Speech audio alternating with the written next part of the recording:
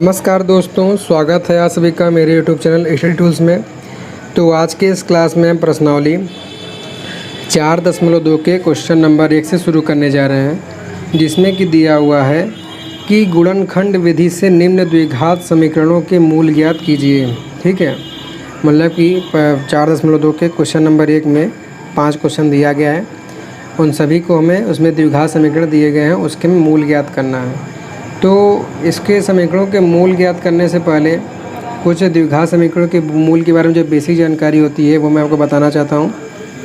तो जैसा कि अभी तक आपने प्रश्नावली 2 जो पढ़ा था, उसमें जो हम बहुपद का शून्यक निकालते थे, वही यहाँ पर मूल नाम दिया गया है। ठीक है, शून्यक को ही मूल कहा जाता है। अंतर क्या होता है कि जो हमारा बहुपद होता है वह ax² + bx + c होता है। इसमें x का जो मान निकालते हैं वो दिए गए बहुपद का शून्यक हो जाता है। अगर इसी बहुपद द्विघात बहुपद के आगे हम 0 लगा दें तो ये द्विघात समीकरण का रूप ले लेता है, और इस स्थिति में जो हम x का मान निकालेंगे उसको हम मूल कहते हैं। दोनों का काम एक ही है, दोनों इस समीकरण का एक मान होता है। जैसे मान लीजिए एक एग्जाम्पल मानते हैं कि x बराबर हमने 1 आया हमारा मान, तो अगर 0 को हम नहीं लेंगे तो ये द्विघात बहुपद का शून्यक कहलाएगा, और बराबर 0 लेके अगर सॉल्व करेंगे तो यही x बराबर 1 द्विघात समीकरण का मूल हो जाएगा। ठीक है, तो आप प्रश्नावली 2 में से भली भांति परिचित हैं। अगर आपने अभी तक प्रश्नावली 2 के वीडियो नहीं देखी हैं तो आप उसको दे सकते हैं, प्लेलिस्ट में दिया गया है। तो जैसा कि गुणनखंड विधि सॉल्व करना है, तो गुणनखंड विधि का जो नियम है वो मैं आपको क्वेश्चन के साथ ही साथ पूरा बताता जाऊँगा। तो पहला क्वेश्चन जैसा कि इसमें दिया हुआ है कि x² - 3x - 10 बराबर 0। तो ये है हमारा 4.2 के पहले का पहला क्वेश्चन दिया है। तो इस क्वेश्चन को गुणनखंड विधि का जो है कुछ स्टेप होता है, उसको फॉलो करते जाएंगे, हमारा आंसर आता जाएगा। तो उसमें करना क्या है कि जैसा कि हम जानते हैं कि ये x² का पद है, ये x की घात 1 का पद है, और ये अचर पद है। तो गुणनखंड विधि का पहला स्टेप जो है वो ये है कि इसमें गुणनखंड करने के लिए अचर पद और जो x² का गुणांक है, तो यहाँ पर हम देख रहे हैं x का स्क्वायर का जो गुणांक है वो 1 है। इन दोनों का हम गुणा करते हैं, तो 10 में जब 1 का गुणा करेंगे तो बराबर आ जाएगा 10।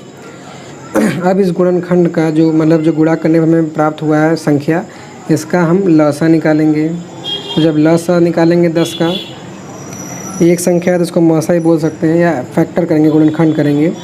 तो 2 पंजे 10 और 5 से ये एक बार में हो जाएगा। अब उसके बाद इस गुणनखंड को इस हिसाब से हम जोड़ेंगे या घटाएंगे, मतलब कि इस हिसाब से इसको हम एडजस्ट करेंगे कि जो हमारे अचर पद का जो चिन्ह रहता है उस चिन्ह को फॉलो करते हुए x का गुणांक आ जाए। हो सकता है आप बात ना समझें। तो जैसा कि हम देख रहे हैं कि अचर पद का यहाँ चिन्ह जो माइनस है, इस माइनस को ध्यान में रखते हुए ये जो गुणनखंड आया है, माइनस आया तो मतलब इसको घटाने पर हमारा 3 आना चाहिए। उस हिसाब से इसको हम एडजस्ट करेंगे और उसको इस रूप में लिखेंगे।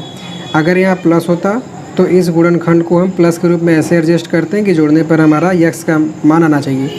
तो यहाँ लेकिन क्वेश्चन में माइनस का चिन्ह है, तो 5 में से 2 घटाएंगे तो 3 हो जाएगा, और माइनस का चिन्ह भी दिया हुआ है, तो इसी अनुसार हम इसको लिखेंगे x² माइनस इस 3 को हम लिखेंगे 5 - 2, घटा देंगे 3 हो गया, x - 10। ठीक है, तो जैसा कि आप स्टेप समझ गए होंगे, पहले क्या करेंगे कि x² का गुणांक, चलिए इसको पहले सॉल्व करते हैं, लास्ट में बता दूंगा। तो ये हो जाएगा x² माइनस में 5 का गुणा करेंगे तो -5, और इस x का गुणा होकर हो जाएगा -5x, माइनस माइनस प्लस 2 हो जाएगा, और x का गुणा होकर 2x - 10 बराबर 0।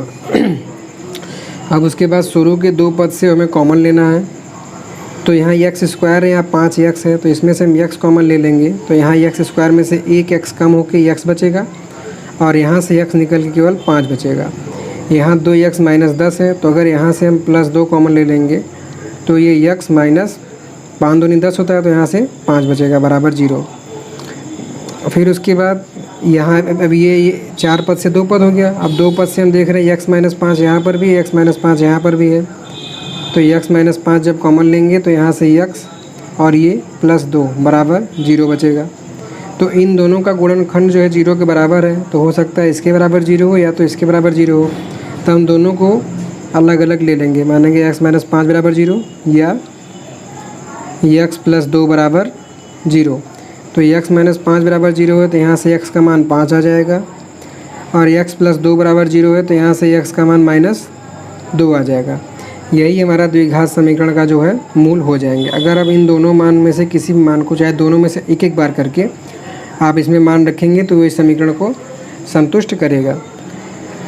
तो जैसा कि मैंने आपको बताया है कि इसमें विधि क्या है। पहली विधि क्या करेंगे कि जो हमारा अचर पद दिया रहेगा और x स्क्वायर का गुणांक है, दोनों का हम गुणा करेंगे। फिर उस गुणा होने से जो संख्या प्राप्त होगा उसका हम गुणनखंड करेंगे। गुणनखंड करने के बाद जो हमारा अचर पद का चिन्ह दिया रहेगा प्लस या माइनस, उसको ध्यान में रखते हुए गुणनखंड को इस प्रकार तोड़ेंगे कि हमें x का गुणांक प्राप्त हो जाए। ठीक है, जैसे यहाँ माइनस था तो हमने 5 में से 2 घटा दिया तो 3 आ गया। अच्छा, गुणनखंड क्या जो चिन्ह होना चाहिए इसको फॉलो करना चाहिए। अब प्लस अगर हम इन दोनों का गुणा कर रहे हैं तो हमको हमारा जिसका हमने गुणनखंड किया है वो संख्या भी हमको प्राप्त होनी चाहिए। ये दोनों चीज़ फॉलो होनी चाहिए। मतलब कि इस चिन्ह को ध्यान में रखते हुए 5 में से 2 घटा 3 आ गया, ये तो x का गुणांक आ गया।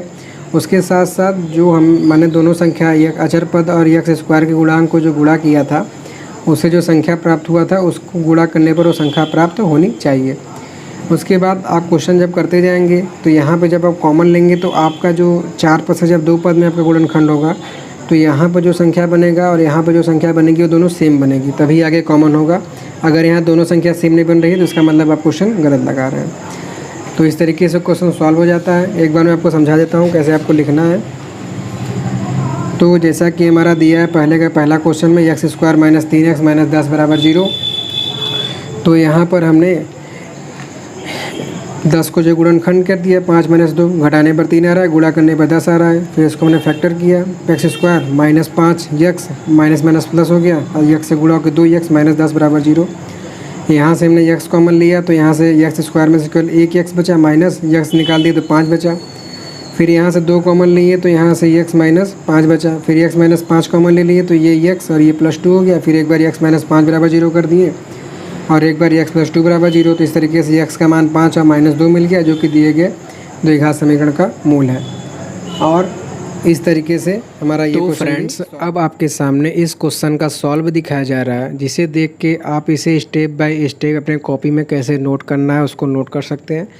उसके साथ ही अगर आपको बताया गया सवाल समझ में आया हो तो प्लीज़ वीडियो को लाइक कीजिएगा और कमेंट करना नहीं भूलिएगा। अगर आपको वीडियो अच्छी लगी हो तब भी कमेंट करिएगा, और बताया गया सवाल में या किसी प्रकार की कोई कमी रह गई हो तो उसको भी हमें सुधार करने के लिए प्लीज़ अपने कीमती सुझाव से ज़रूर बताइएगा। और इसके साथ ही आपने साथ में पढ़ने वाले जो आपके दोस्त हैं, छात्र हैं, उनको भी इस वीडियो को ज़रूर शेयर कीजिएगा, जैसे कि वो भी इन कक्षाओं का लाभ उठा सकें। और इसी तरीके से प्रतिदिन एक नए सवाल का सॉल्यूशन देखने के लिए हमारे चैनल को सब्सक्राइब कर लीजिएगा और बेल आइकन को दबा लीजिएगा। So thanks for watching.